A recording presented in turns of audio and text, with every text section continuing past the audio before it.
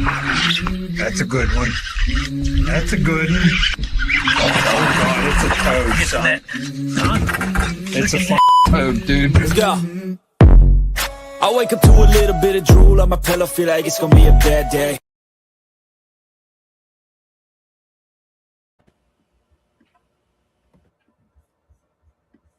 Yeah. What's going on, boys? What's going on, up? everybody? Welcome to Fishing Saturday Live. A little bit different. We let Trey get settled in from his first open experience after day 2 yesterday. They had a little travel today to where they're staying for a couple days before he comes home. So we figured we'd push it a day so we could talk to him about that. But before we do that, make sure you go over to onecastfishing.com. Use the code TheOneCast. Checkout, all one word. Grab yourself some of the snagless jigs, long neck hooks, weedless nets, and all those soft plastics. From there, you can head to CarolinaWatersNC.com. Also, the code TheOneCast. Grab you some of that performance wear hats. They've got some new hooded sweatshirts out. So make sure you go check them out. Hobie Eyewear, we talk about them all the time. Use the link in the description, links in all of our social links that we post all the time. That will get you hooked up with discount on the Hobie Eyewear. I'm sure Trey talked about how good it was to have those down there in Florida and all that sunshine. From there, make sure you download the Deep Dive app on your store of choice on your phone, your app store. You get great fishing information there, water levels, wind directions, wind blown points, inflows, outflows, all the juice you need to help break down a body of water before you ever get onto it. Last but not least, make sure if you're looking to move down here to Central North Carolina, you hit up our buddy Uncle Terry Carpenter, licensed NC Realtor at Caldwell Banker, Howard Perry, and Walston. Uncle Terry will find you your home that you're looking for and take care of all that for you. So you can reach out to him at carpentert@hpw.com. And I think I got everybody. Did I forget anybody? I don't think so. Dude, I'm super proud. You nailed that, bro. Yeah, there we go. Usually we let Trey go with it, but you know. Yeah. So Trey, how you feeling, bud? Man, I'm first and foremost, got to give a huge shout out to One Cast Fishing, man. It wouldn't be possible without One Cast Fishing, and it was really cool to get to promote all the partners and stuff on the stage for the opens. As far as the way that I'm feeling physically, I'm absolutely exhausted. There's like no questions about it. My hands hurt, my forearms hurt. My back hurts. This is, these young kids. Now, don't get me wrong. Like the old guys are hanging in there. Obviously, there was quite a few OGs in the top 10 and stuff like that. But I think Mike and I are pretty smoked from a physical perspective. Outside of that, though, man, it was great. We had a great time, and it was a great icebreaker for 2026. I'm looking forward to. Not only fishing the opens, but coming back and fishing with you, the Fishers and Men 2026 season. I'm super pumped about that. And I think staying on the water is the number one thing when it comes to competitive bass fishing, like just staying on the water and understanding fish behavior and patterns and everything like that. This was a no forward-facing sonar event. So for me, I actually got to realize how much I actually relied on that technology a lot to expedite the decision-making process to stop or to stay or to stop or go. So that was a great experience in itself. I tried to get as much scoping in towards the end of the year before I left for Florida. And I actually wish I would have done the exact opposite, which was take it completely off my boat, which I did. But nevertheless, like it was great, man. So you guys fire away with anything that you want to ask me or Mike. Mike's here playing Susie Homemaker and making some dinner for us. Housewife tonight. Housewife Mike. Housewife Mike, I like it. So yeah, you guys fire away and ask, man. I don't know. Where do we want to start? Do we want to start what the plan was, or yeah, we can. Or do you want to talk about like just get some of the issues you had out of the way, and then we can talk about the fishing? So one thing real quick before you answer that, Tony Acreage in chat just wanted to shout them out. I know they got you squared away before you rolled down there, so you want to give them a quick shout out for that. Yeah, huge huge, man. Logistics is like, I don't even know, like probably 90% of the battle. And you can't compete if you can't get to the tournament, right? The tournament location. And so Black Fire and Auto 414 East Main Street in Sanford, North Carolina, man, they have been fantastic partners over the last decade. Even before Tony and Jessica started working there, I've been doing business there for a long time. And right before I hit the road, they slapped a new set of tires on the truck and made sure that I was good to go. They don't only do tires for your vehicle; they take care of all of our boat trailer needs as well. I know Mike came up. Was it last year? Year before last? Yeah, last year on the way to Potomac, had a flat tire. Not only did I have an odd size, I have custom tires, so they're like 17-inch rims on the trailer. Got me same-day service, got me in and out. I never lost a second of travel headed to the Potomac, so that was great. Yep, absolutely. So, they keep you on the road, man. So keep you on the road with your truck tires, your trailer tires, and any of those other things that you need to get to and from the location you're going to. So thanks so much to Black Tire and Auto, man. So you want me to roll? So I'll just Chelsea put up a question. She asked, "Tell us about the maintenance team and how big of a benefit that was." So if you want to we can jump into that part, then we can start talking about practice and tournaments and stuff. She said, and also how it benefits how the anglers benefit from their services. Yeah, for sure. So Bassmaster, from the Elite Series level to the Division I and Division II in the Opens. They run a full service yard from Mercury Yamaha technicians, Minn Kota. They have a whole variety, right? I don't know all of them. What I actually needed was somebody that focused on Minn Kota because I run an Ultrex, not the Quest, but the OG version Ultrex on my boat. So they have, before the tournaments before the tournament happens, they push out the Opens like service schedule, when the technicians are going to be there, what locations they're going to be at. They're not at the ramp, right? So they were for these purposes in Kissimmee or on the Kissimmee chain. They were right down the road at the convention center, and they have hours of operation. That being said, Hank Weldon from Bass, he's very accessible, and I contacted him after the first day of the tournament when I didn't have a trolling motor, and I said, "Hey, these are issues I'm having." And Hank was like, "Let's get you squared away. We want to get you on the water."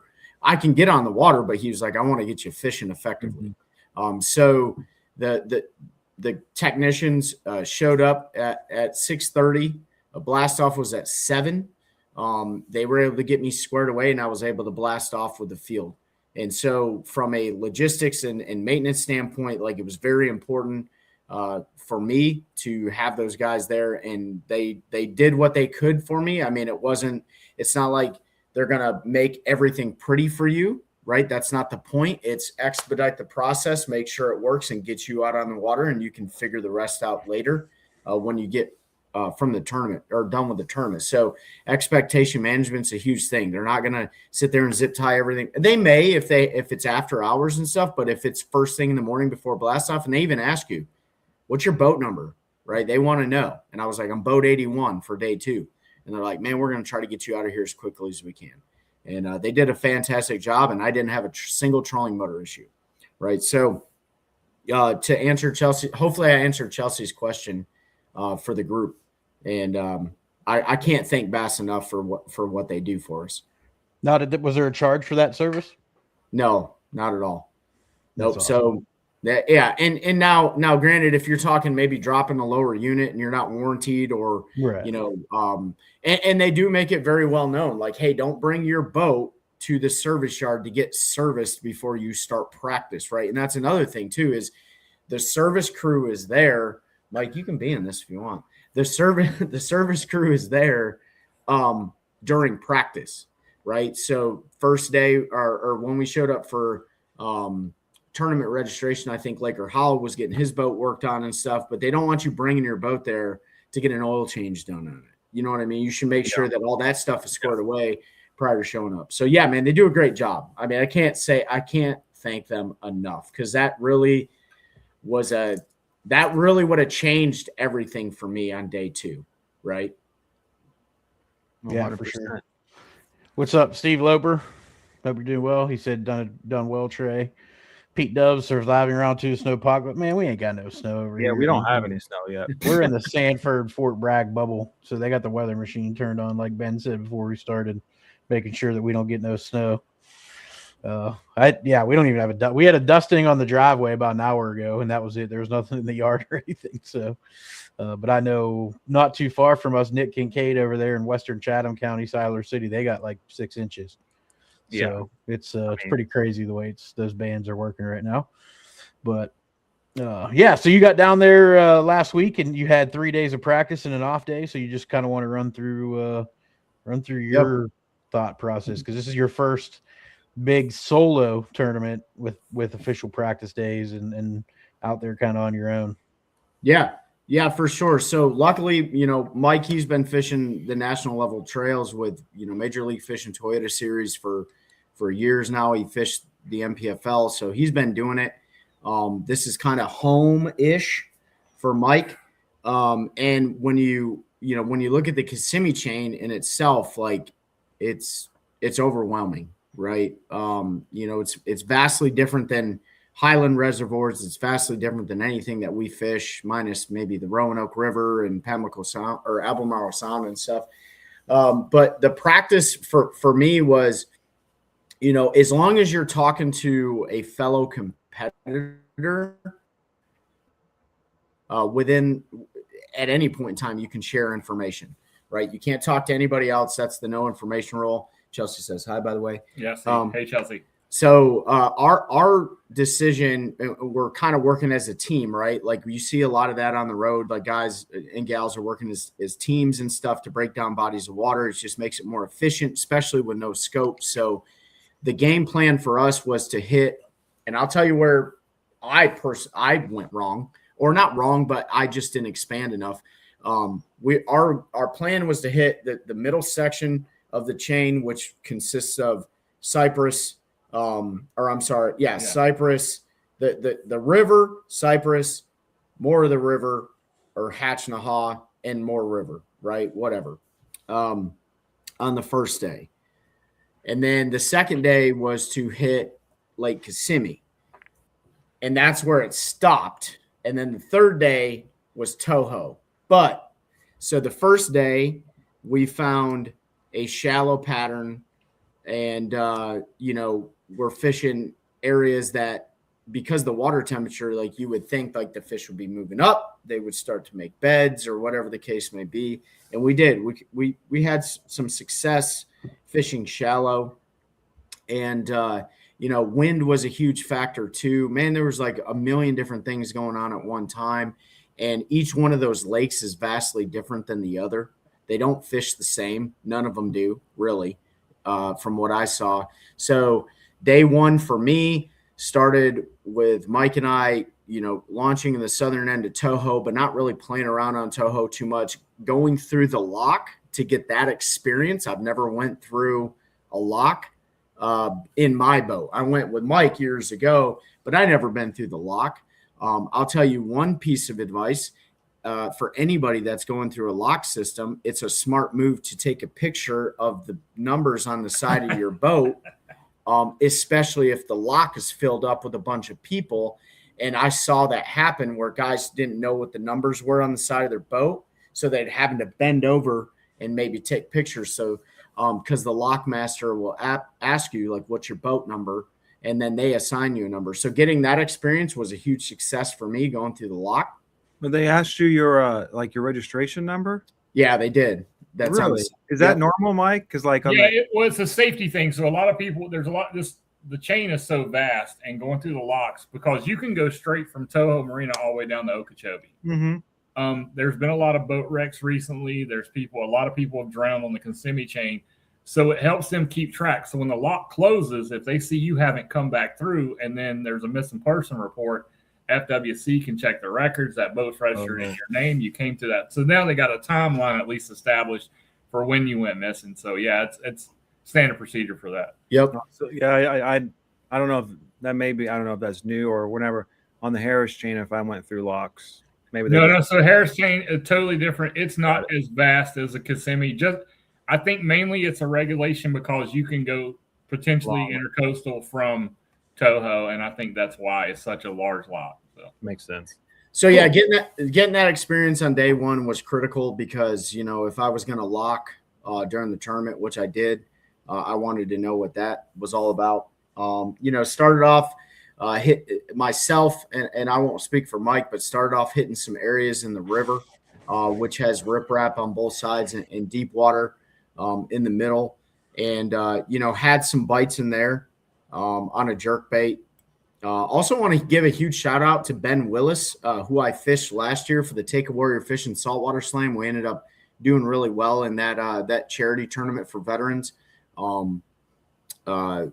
He sent some custom jerk baits to me, and I was able to catch some fish on them. And they're really, really nice painted jerk baits. Actually caught a keeper right next to a gentleman that pulled up who was a fellow competitor. You know how people try to hide their fish and stuff, but I think the thing was a 12-inch squeaker. Name was Lee Harper, really nice gentleman too, from Eufaula, Alabama. So caught some fish in the river, nothing of any size. Made my way down to Cypress, right? Yep. Made my way down to Cypress. Mike was down there as well. Found a little bit of a topped out or submerged hydrilla pattern and some shallow water patterns against. And then Trey found his new favorite weed.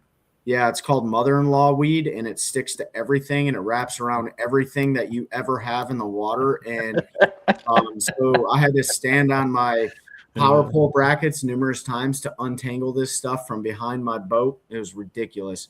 But yeah, Mike found something there on a buzz bait, and I found something there on a swim jig. And then when the sun actually was able to break free from the clouds and the water kind of settled down a bit, I was able to see some beds, right? But there wasn't a lot of fish on them, but there was definitely beds there, and I caught one off the bed accidentally, like I've done before with a swim jig. And then we moved down to Hatch-and-a-Haw. And Mike fished a little bit of the river on the way down to Hatch, didn't you? Yeah. You didn't find any success there? Nothing. Yeah, nothing there. And mind you, anything in Florida that had, the Kissimmee chain doesn't have a lot of shell bars. But if it does have a shell bar and you can find it, it's a great pre-spawn staging location and post-spawn staging location. So usually the mouths of these rivers have some shell and stuff built up, but you can tell where they're at. You don't even have to side scan or anything. There's boats always fishing it.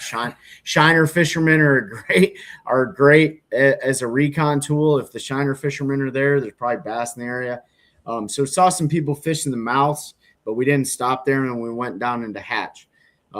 There's a strong north wind for the first couple of days of practice, and we'll get to that later. But we found a little bit in Hatch, and I found some offshore fish side scanning some holes, and I knew that there were bass, but I wasn't able to fish it on day one. And then that pretty much wraps up day one of practice. So it was like southern end of Toho, got the lock, got the river, Cypress, and a little bit of Hatch, but really not a whole lot, right? Water temperatures around that 60 to 62 degrees. So it wasn't like quite right for spawning, I guess, maybe, or maybe they were post spawn. I don't really know. But yeah, you want to jump in anything on day one that you may see? Also, day one, remember the water temp factor were warmer. Yes. Oh, that's a huge thing. Yes. So we actually hit 65, maybe 67. Yeah. But the winds, we had just about every day was 19 to 20 mile an hour sustained winds. So these lakes are wide open, and Trey learned that no matter if you get up against the bank where the wind's blowing from, Florida's so flat, it doesn't make a difference. So if it's blowing 20 mid-lake, it's still blowing 18 and a half at the shore that the wind's coming from, because there's nothing to break it. So it's nothing to have white caps coming 2 foot off the shore on a wind blowing, whether wind's coming from direction. So Trey learned that, thinking he would get out of the wind.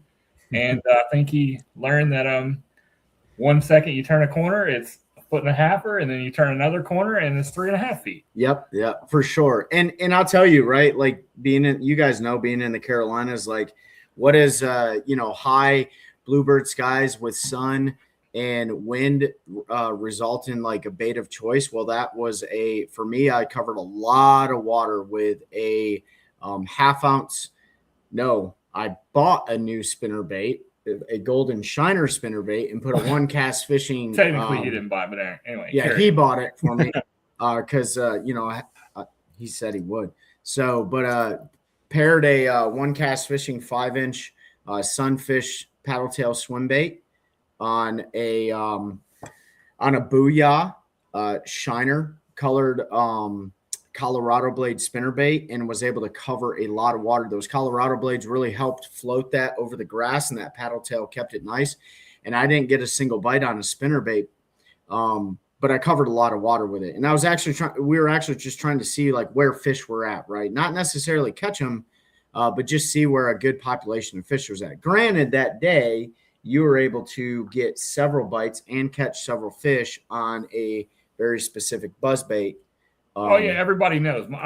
If I'm fishing and I can throw a buzz bait, my cutoff for Florida is 50-degree water. If it's lower than that, I won't throw a buzz bait. And so we were upper 60s or mid 60s. So yes, I'm chunking a buzz bait around. I probably caught 17 pounds on a buzz bait.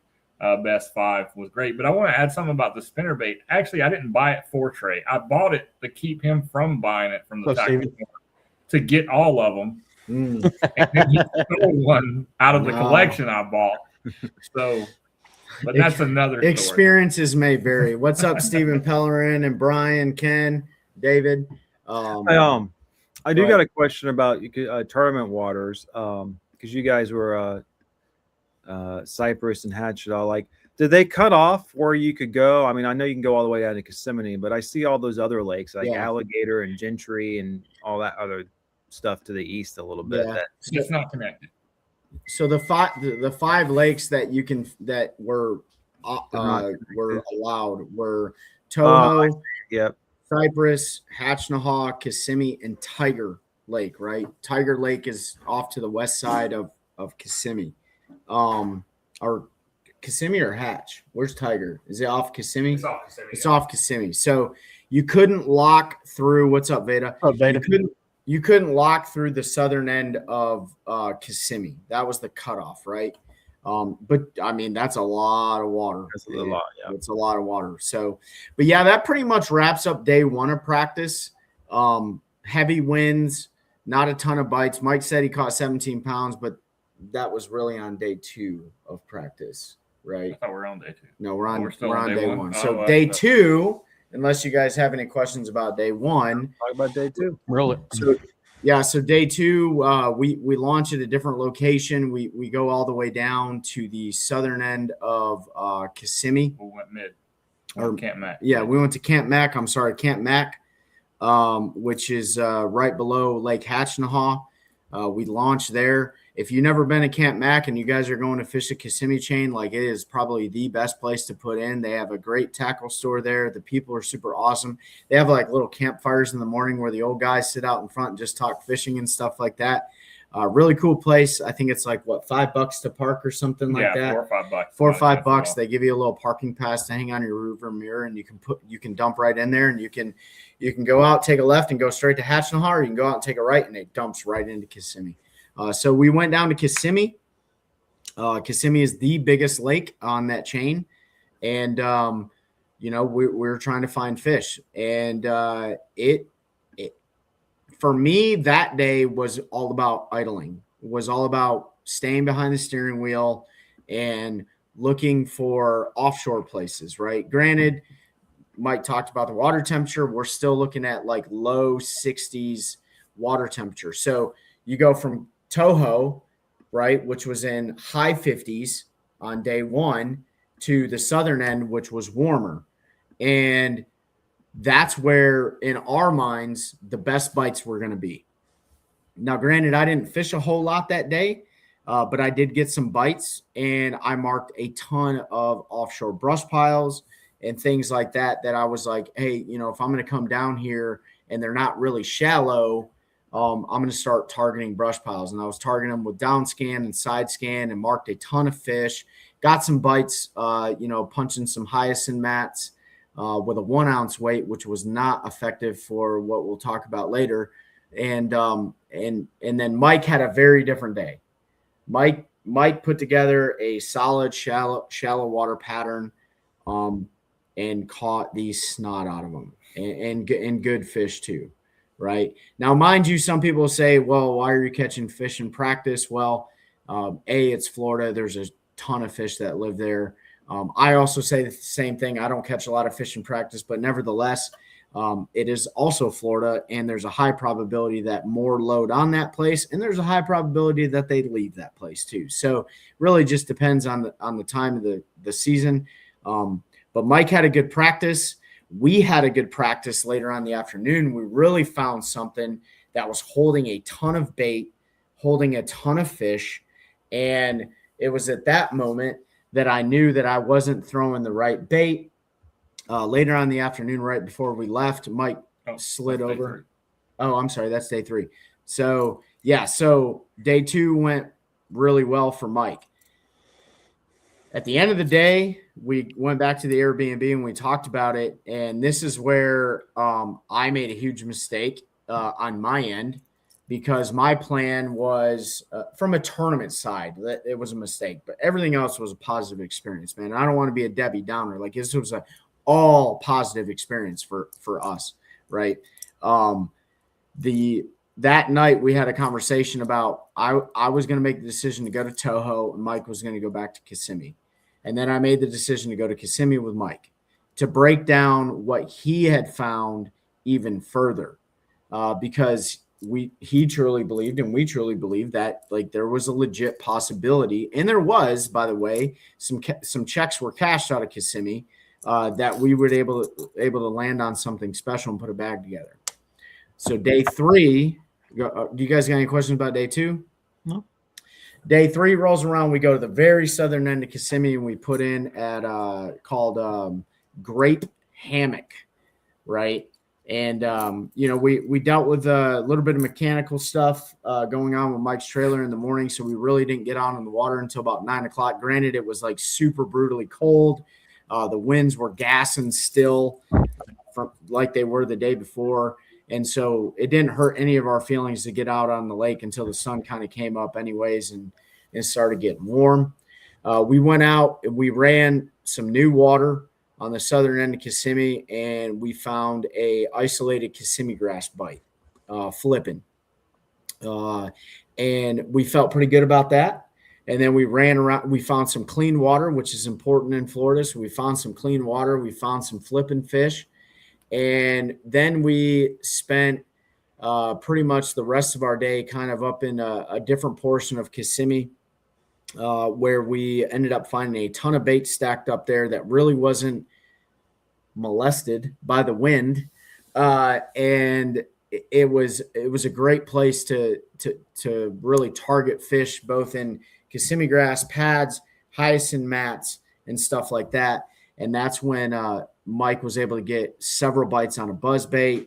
And then he came over, gave me a buzzbait, and I didn't realize how much of a difference it really made between the sounds that a buzzbait made, or maybe the profile. I don't really know what it was, but I can tell you the buzzbait that I was throwing wasn't working.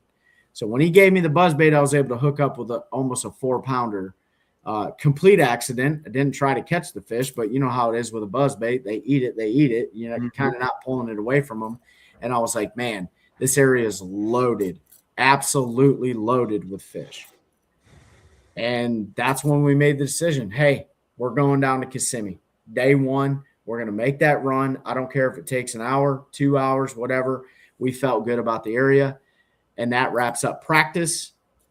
And then the next day was an off day, but it's not really an off day because you got to do tournament. You got to do like the meeting. You got to do the insurance check. You got to do the license check, all that stuff, which was very well run by Bass.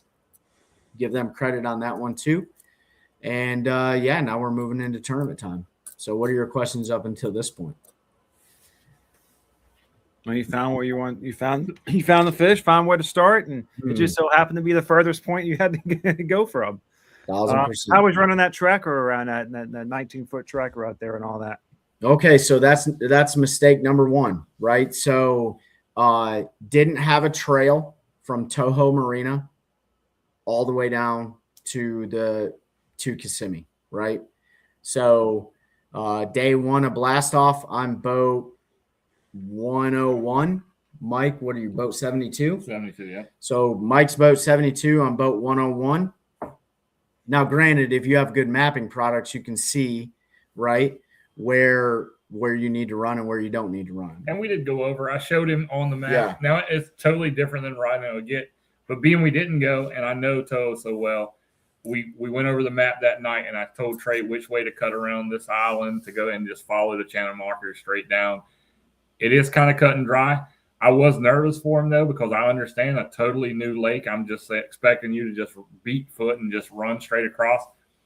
I wasn't worried he would hit something. I worried about his confidence getting shooken about just riding the new lake. Yeah. And I tried to explain, and I'm not telling you to go out there and try to run squares across Toho and not hit anything, but there's nothing to hit in the middle of Toho other than a sandbar I'll tell you about later that I found really on day one running across. But yeah, so I mean, day one we blast off, right? Mike runs down. You can tell him about it right now. What happened to you running down? I'm gonna grab something.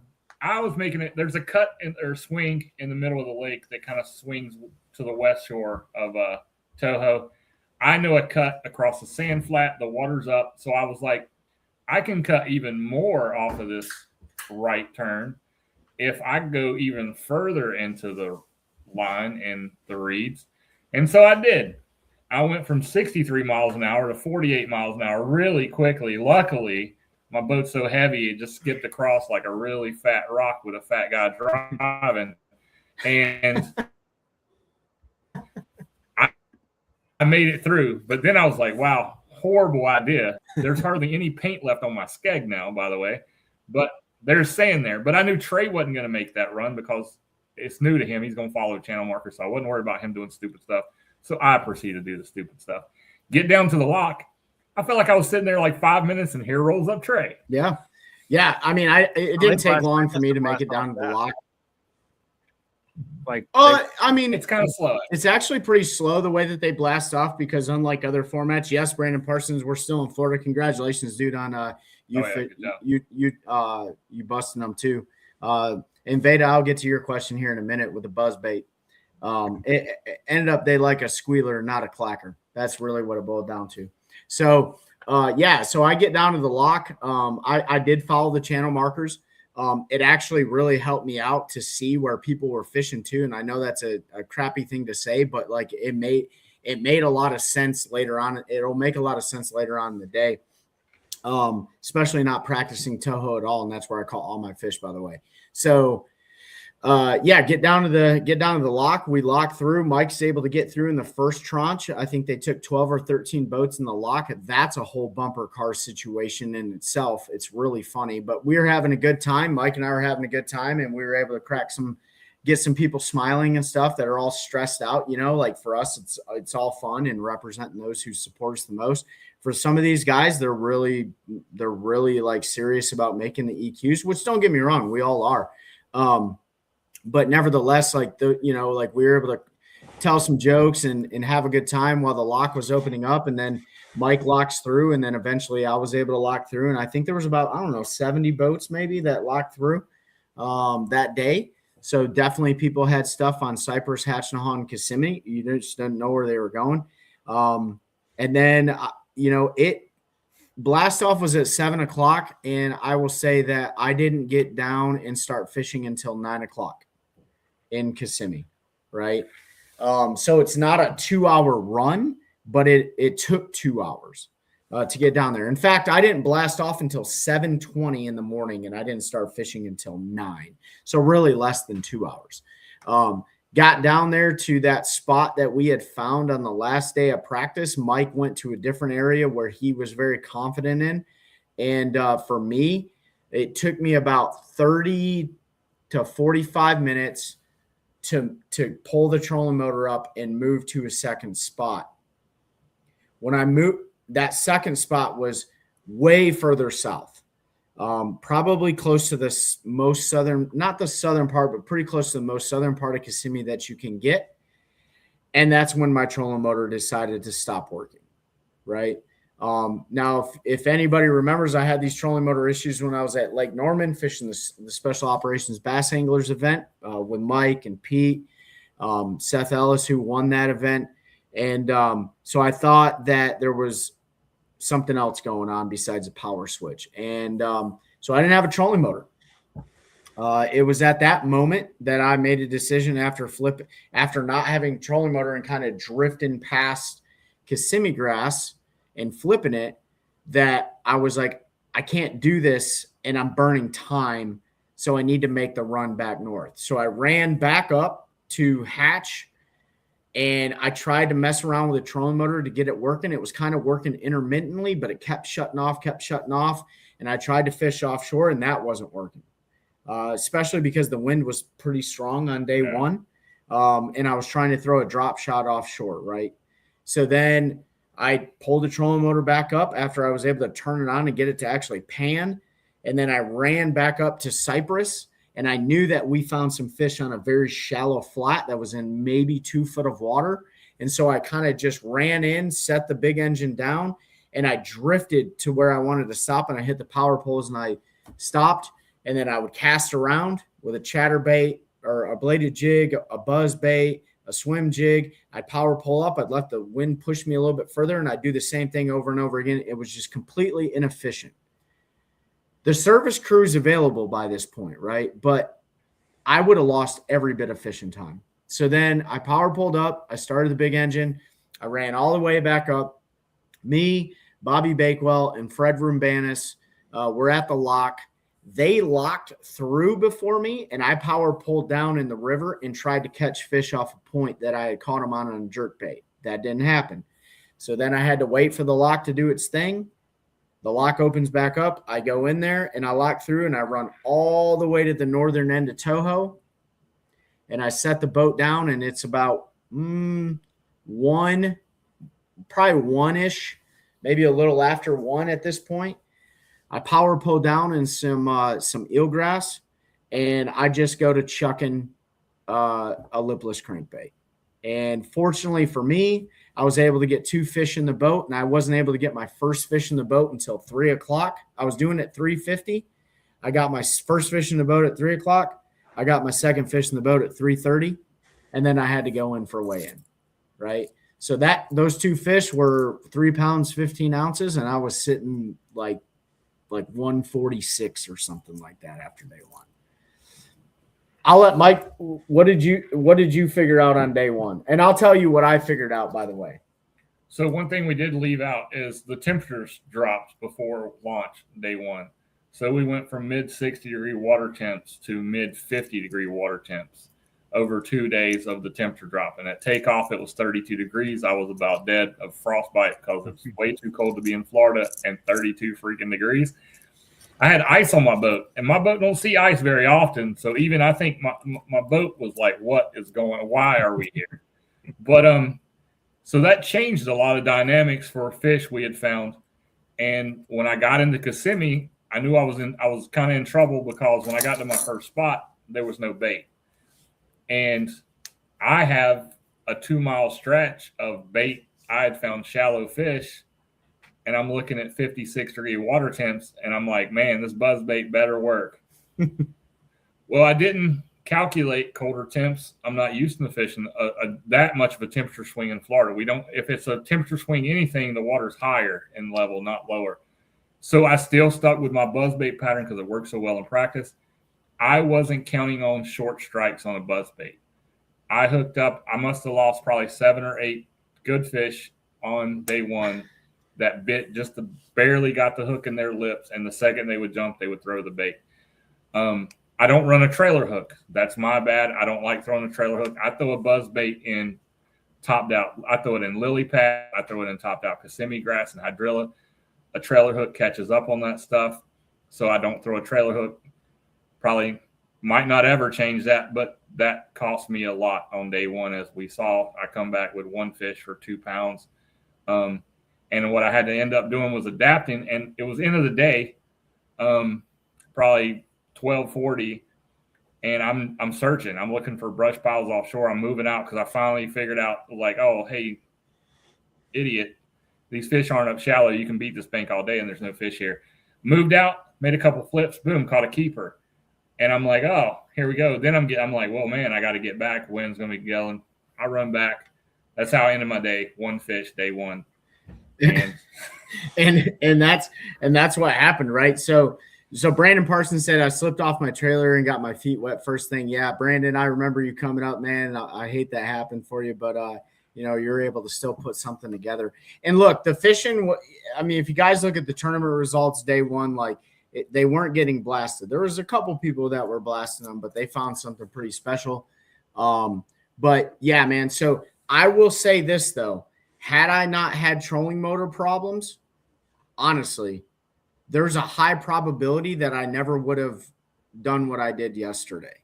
Right. And even caught 3 fish. And there's way more to that story, but I look at every tragedy as an opportunity, for something positive to happen. And really that's what it boiled down to. So like Mike said, water temperatures dropped, but Toho's water temperatures didn't drop. Really? No, not as much. I mean, a couple degrees. It wasn't as drastic. It wasn't as drastic. Why do you think that is? Is Toho just deeper? And I'm not a meteorologist here, but Toho's at the north end of the chain. The wind was coming out of the north, and I felt like it was blowing. That cold air was blowing water down the lake. So Toho, with the stream still running in, all that colder water was just getting blown out just as quick as it was coming in. Maybe that's not how it's working, but in my mind, that's the only thing I can come up with logically to make it make sense. And I feel like with 20-mile-an-hour winds blowing straight out of the north, it was just pushing the colder water south. Mm-hmm. Yeah. So Toho truly did have warmer water temperatures based on, like the graphs and stuff like that. So, after all the adversity on day one, and oh, by the way, it's not like Mike was in a bad area because there was a couple other anglers that ended up making like a top 15 that were in his area. Yeah, Brett Height was sitting in 11th after day one. Yeah. He come by me. Actually, backstory was I needed a bait from a company he sponsored by. Brett Height is an upstanding angler. I'd never had any interaction with him before. Anyway, I walked up to him the day prior when we were getting ready, or we were getting our boat inspections on media day. And I walked up to his truck, introduced myself, and I was like, hey, I see you're sponsored by this company. Do you have any of these baits? I'll buy them off of you. And he was like, hey, I don't have them with me. I'll go back to my camper. If I got some, you're welcome to them. Calls me later that day. He's like, yeah, I've got a couple. You want to just meet them? I was like, yeah, I'll get them from you at the meeting. Forgot that. Anyway, brings them on the water that morning. Well, I made a joke. I'm fishing a spot that I found fish. Well, here comes Brett Height rolling up. And I said, well, if I'd have known you were going to put an air tag in my bait, I probably wouldn't have took those baits. And we laughed, we chuckled, and fished. When I left that area, he was still there. 17, 18 minutes after I left, when I left, he had 0 fish too. And I left 17 and 18 minutes later, he proceeded to whack them. So I left too early. He ended up putting 17, almost 18 pounds on the boat. Mm-hmm. If I'd have stuck it out or been a legend in the sport, I could have caught 18 pounds. But yeah, I mean, you can be in the right area all day long, but for that area, it was all about timing. And it was all about like there was maybe 1 day's worth of fishing in that area, but after you caught them all, like you may not catch them again, right? It really just depended. There's a theory that they were on bed, but you couldn't see the beds, and there was a theory that they were in some different areas. Well, it's not a theory; they were definitely in areas that your boat was going right over, and you just didn't know it, right? So Kissimmee absolutely had the fish to cast a check, but for me, after I got back to the ramp on day one, I had about 4 gallons of gas left, right? Maybe 5. And so, going into day 2, I knew I had no shot at making, well, that's not true, but I didn't think I had a shot at making day 3 And we didn't even think day 3 was going to go down because of the winds, but it came out of the west, so that was different. So day 2, I made the decision, like, I'm going to stay in Toho, and I'm going to maximize my fishing time. And you found that area. And I found an area that was absolute. I mean, the last 40 minutes of fishing, I was able to put 2 in the boat, right? And look, like 4 pounds is not. It wasn't like you weren't out of it, which is crazy, right? Just kind of shows you.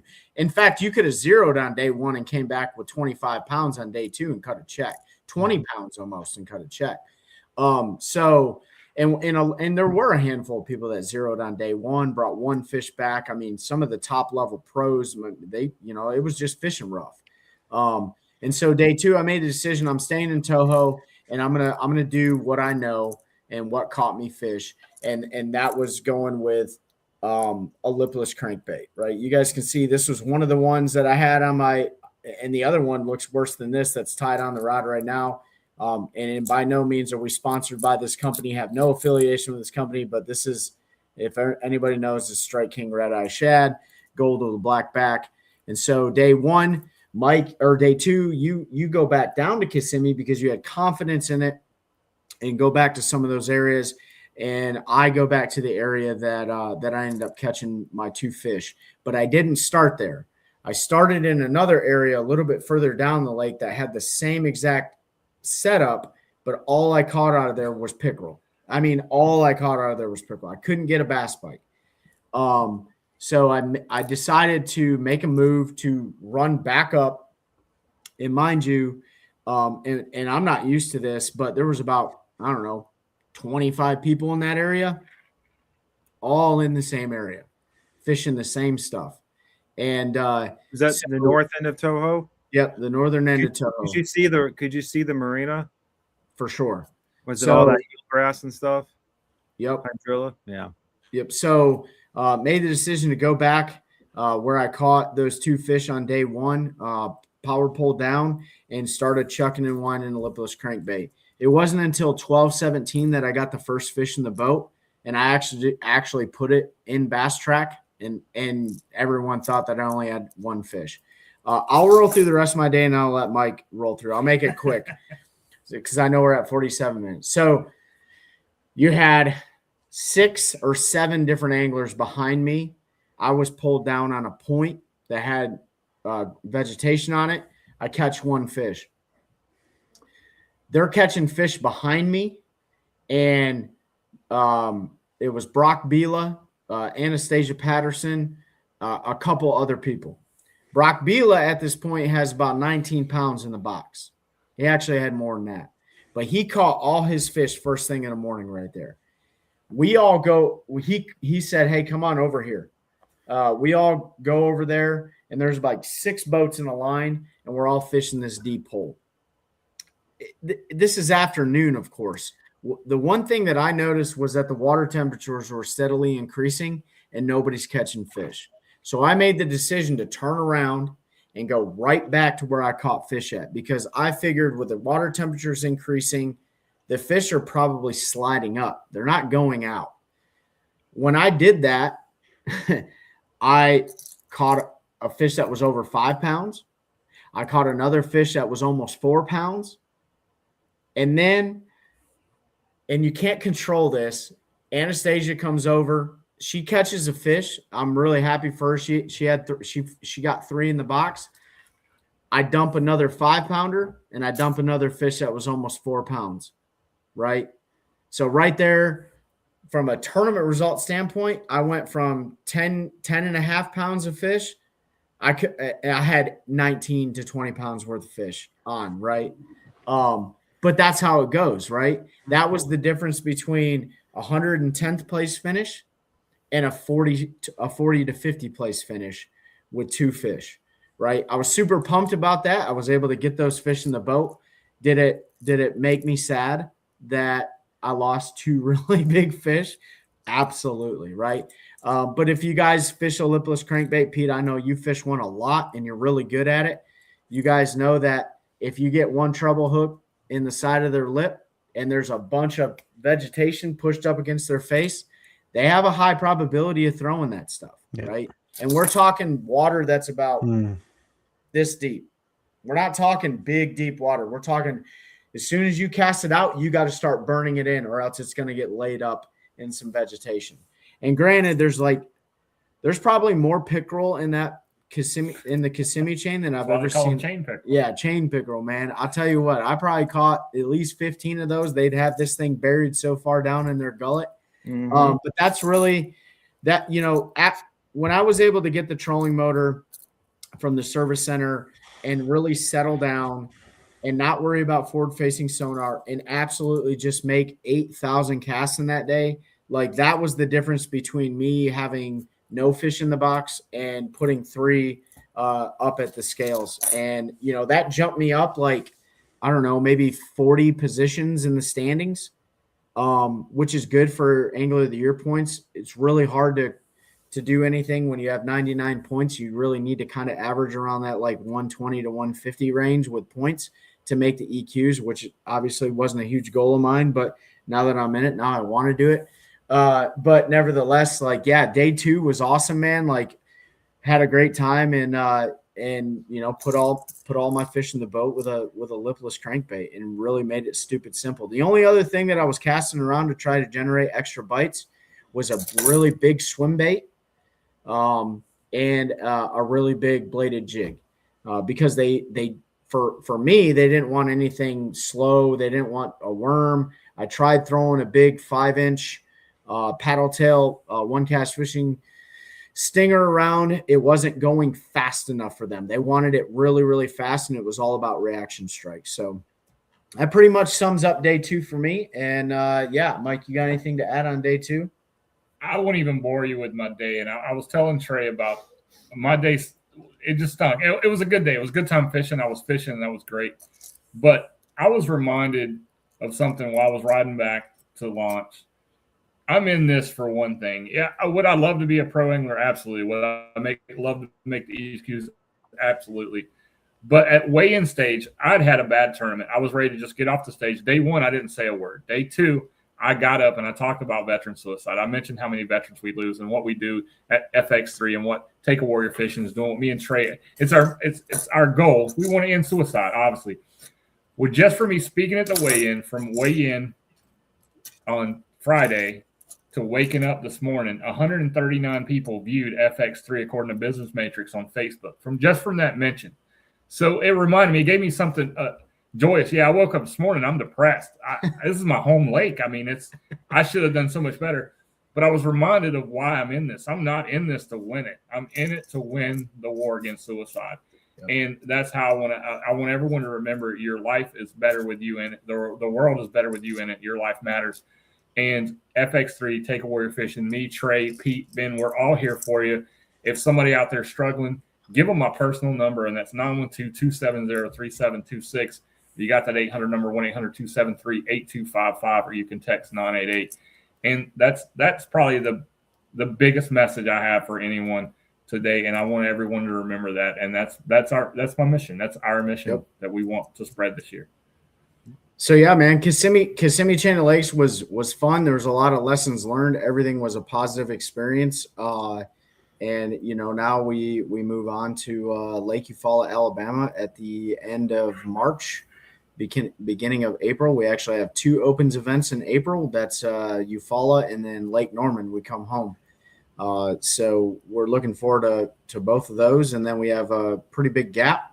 And then we don't touch a tournament, at least from the open side, until August up in Lake Erie out of Buffalo, New York. But the key thing for me is going to be fishing Fishers and Men with Pete, making sure that we stay sharp on the water, making sure that we actually do some pre-practice if we get the opportunity to do so. And I'll tell you, man, there's so much talent out here. Like it's absolutely. And Bobby Bakewell the other day, he said to Mike, he's like, man, this is my home lake. This is my home lake. And this was like the toughest that it's ever been on him before. And Bobby Bakewell he's a moneymaker, man, when it comes to the Florida stuff. He won the Tom Bigby River last year for the Opens.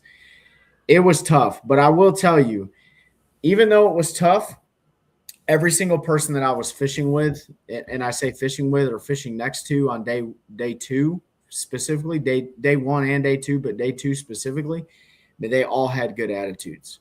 All of them did. It didn't matter. They were just out there. They were having fun. There was a lot of people that jumped in to jackpot the tournament. There's a lot of people fishing all 8 and stuff like that. But it was just a good time, man. And, that's what it's all about. It's, getting out there, having a good time, doing some fishing, see where the cards lay out. And, kudos to Cody Stahl, man. Like, great dude. He killed it. Like, he definitely needed to fish. I didn't think he needed to fish today, but after seeing 28-pound bags and stuff like that, like somebody could. I went and looked. He still would have won, but it would have been barely. Yeah.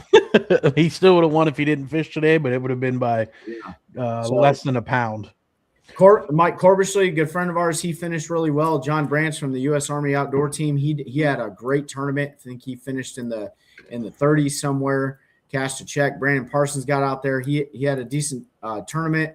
Everyone had fun, and it was a great experience, and I'm really happy to be a part of it and go hit the next one, man. And we're gonna put fork fishing sonar back on our boat, but I'm not gonna rely on that thing as much as I've been relying on it. That's for sure.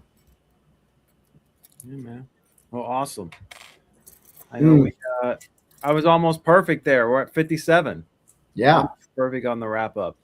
Is there any questions in the chats? Hal, I'll get with you offline about the Airbnb situation. I was saying we did stay at one on the lake.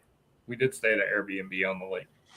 Or did you stay at an Airbnb near the lake? Oh, yeah, near the lake for sure. Yeah, we were only like 13.9 miles, but traffic. Yeah.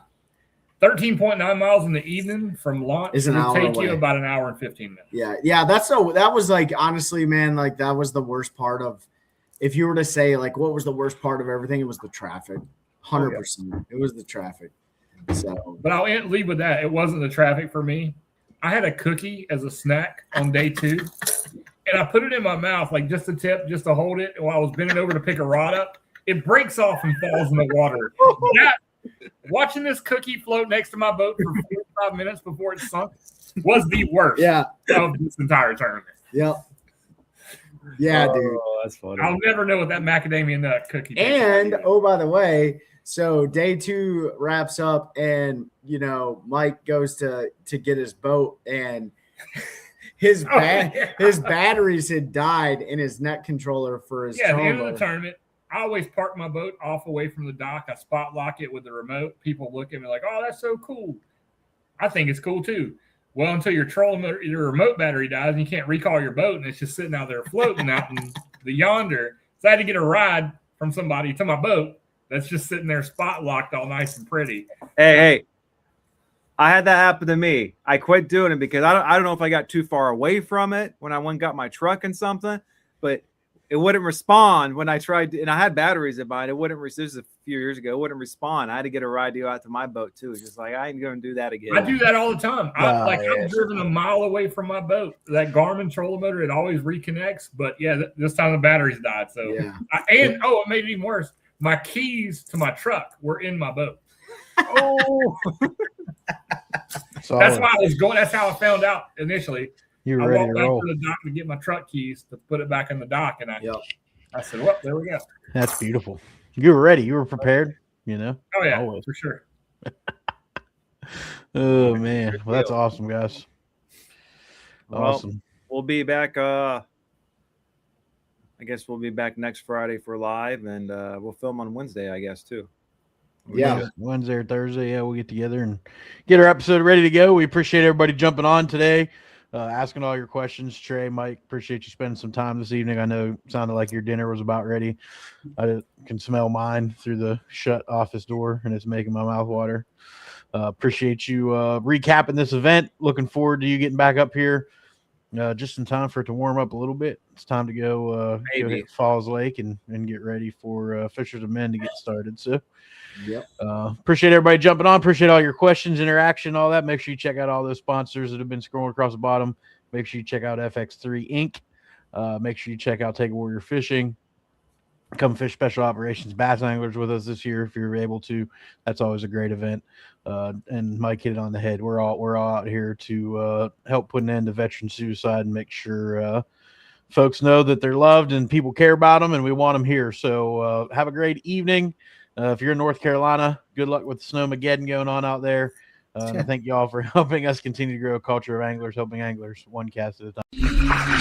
That's a good one. That's a good one. Oh, God, it's a toad, son. It's a toad, dude. Let's go. I wake up to a little bit of drool on my pillow, feel like it's gonna be a bad day.